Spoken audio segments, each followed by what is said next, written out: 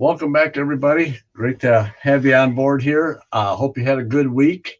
Today, we're interviewing Bryce Hathaway from Hathaway Metalworks. Um, he's a young entrepreneur, and I've met, and I'm just excited to be here talking about it and talking with him. So, what I'm going to ask him a few questions, and anytime you'd like to comment or like the page, that'd be great. But comment on maybe some different interviews or questions you'd like to ask. That would be super. So with that, I'm going to get started. Um, you're 23, right, Bryce? 23. So that's a young entrepreneur. And of course, nowadays, that's not that young. Anyways, I'm going to ask him a few questions like, all right, how many jobs have you had from like high school to now? From high school to now, I've had about 8 jobs. Wow, It was very hard to find something that I liked.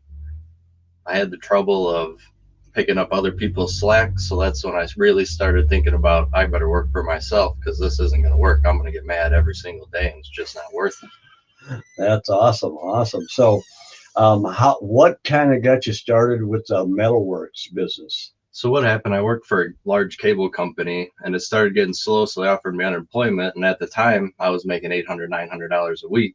When I got that unemployment check, that wasn't going to work for my lifestyle at the moment. So that's when I decided that I'm going to make my own money and see what happens. And at the time, my grandma had just passed away from breast cancer. So I was going to make a memorial. And what I did was I took a horseshoe and I turned it into a ribbon. And then I painted it pink for breast cancer. So then that idea got around and everybody was getting in orders. So then I posted it online.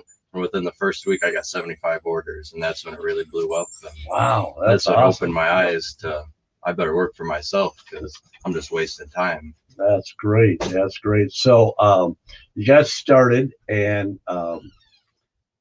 how did you? I guess how would you did you market? Just how did you market it? How's that? How did you market your business? I used the Facebook platform. It's an excellent platform to get started. It doesn't cost you any money and you appeal to everybody that's on Facebook. And nowadays, everybody is on Facebook. Yes. And it's an excellent market.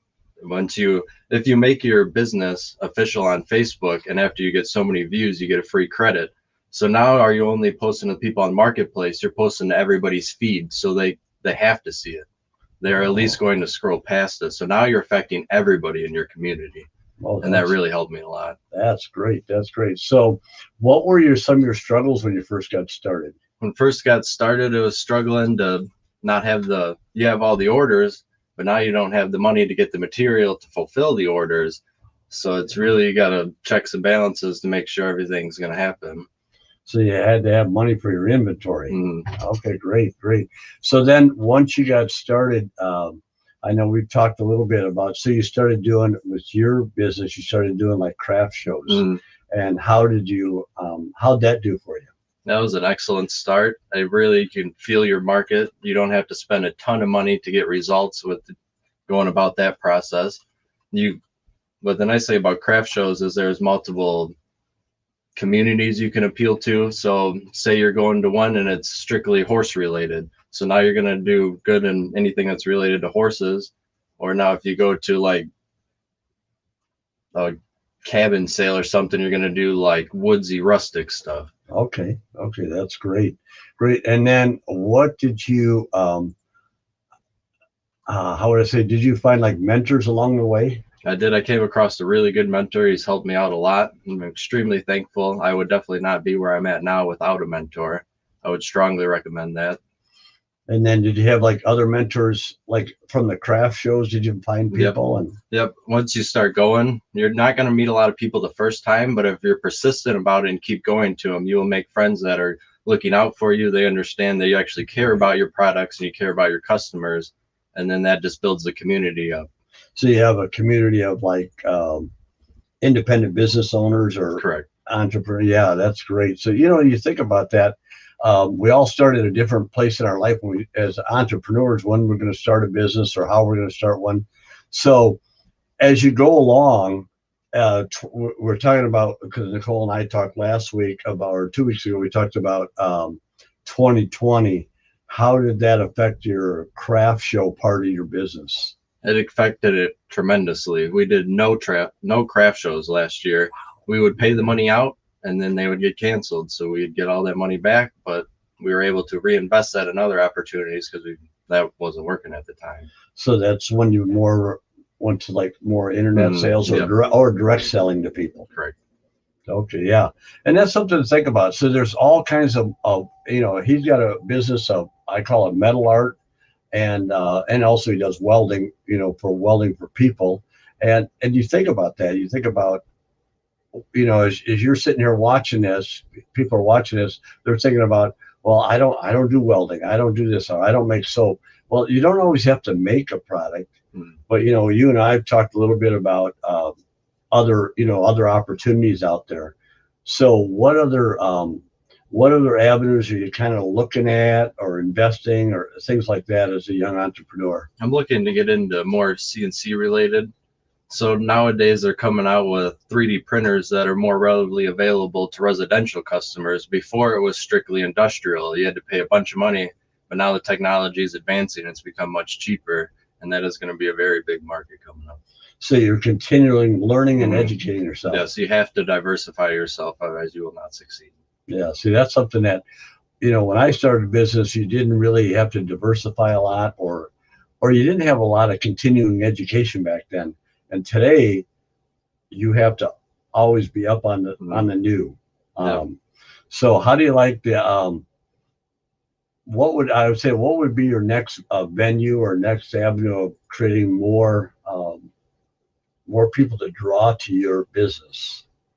Next would be, it'd have to be creating flyers and signs to put around. If, say, you make friends with a business owner, and all you have to do is simply ask, can I put one of my signs in front of your business? They either say yes or no. Yep. So it's always the chance you have to take. So the hardest thing is to get over the fear of asking. Correct. Yeah. And that's, I've learned, is get over the fear of asking is, what are you going to learn from the person, or what can you learn? And also, is it going to benefit everybody?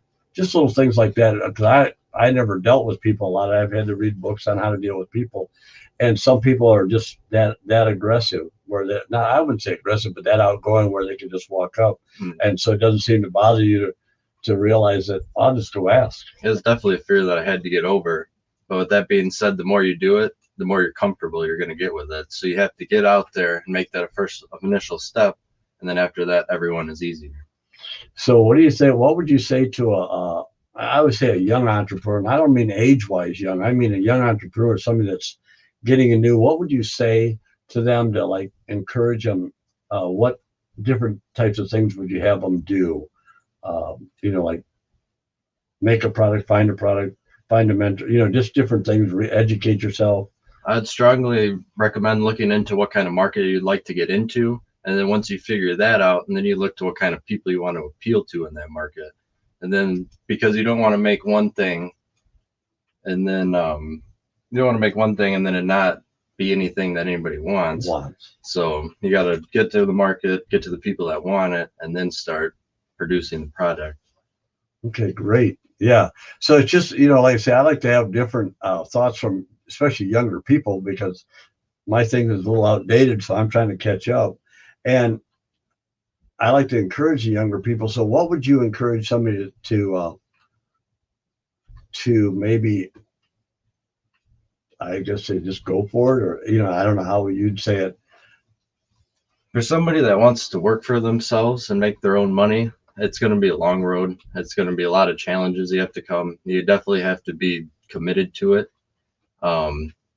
There's so much opportunity nowadays, anywhere. I mean, a sleeve to go over the cup to keep your cup warm or whatever. Yeah. There's always going to be a market for something. So just take that step, make it happen. And it's going to be a roller coaster. There's going to be lots of ups and downs. It's not always going to be awesome, but it's going to be worth it in the end.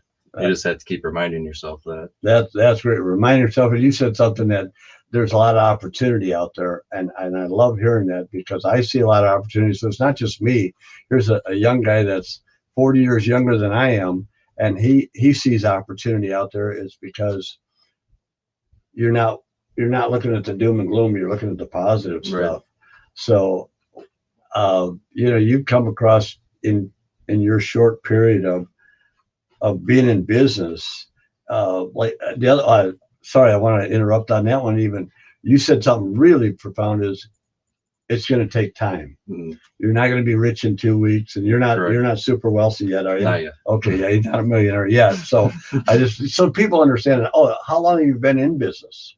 About 2 years, but just in the past year, I've committed everything to it. So yeah, see, there's when I talked earlier about a 2 to 5 year commitment. So he's been in 2 years, but this first year was a getting started. Second year he got committed. Now he's building his community. So that's something to look forward to. So you realize that he did not get rich overnight. Now, did you go to college for business or anything like that? I went to college for welding, and that's how I picked up that skill.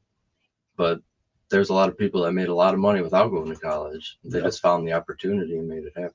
So, yeah. So see, there you go. He doesn't have a college degree in marketing or a college degree in business management or anything like that. So it's what we're trying to do is encourage people.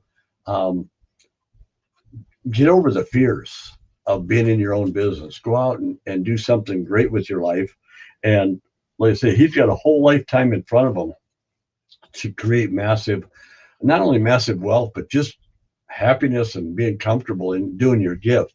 So with that, we're going to talk a little bit about where do you see the next couple of years in your business, business or businesses. I just recently made the step from craft shows to actually getting into retail stores. So I hope that expands. And then next thing you know, the next step would be getting my own place and then displaying my items there. And so that's great. Now he's in retail outlets, just a little in a period of I call it a short time, 2 years. That's really fast for most businesses. Like I say, I've owned a number of businesses, and most of them take between 2 and 5, and he's already ahead of the curve. And of course, today it's faster because of Facebook Marketplace. Any social media platform really creates a lot better information to get out there faster. So, what excites you the most about being an entrepreneur? what excites me the most is nobody could tell me I can only go to the bathroom at this time. I have to eat at this time. I can work anytime I want. If I want to go out and work at 11 o'clock at night, so be it. I can do that. I have the freedom to do whatever I want and make whatever kind of money I want. And there's not a better feeling than that, being in control of your own life like that. So you have control of your time Mhm. and how much money you want to make. That's awesome. Yeah, it's not having somebody else control your lifestyle. You get to control it. And if you fail, but at least you tried. You don't have the what if, but you have the right to fail and you have the right to succeed. So you're choosing the right to succeed, and it sounds like it's going really well. Looks like it's going real well, and we just hope over the next 2 to 5 years you become super successful and maybe start a couple other businesses. Depends on your personality. So with that, we're going to end up here. But do you have any closing comments? I think that should do it. That should do it. Okay, great. Well, with that, we'll be back next week. We're going to working on trying to get a few more interviews set up, and hopefully you like the interviews. Like I say, please comment if you have any specific questions, or message me personally if you don't want to, on the chat box, I guess you call it. I'm still learning all this lingo, so I apologize for that. But with that, thank you for coming over, Bryce. Thank you for having me on. And wish you best in success of business and in life. And we will see everybody next week. And have an awesome week, and go make things happen and make it a great year. God bless.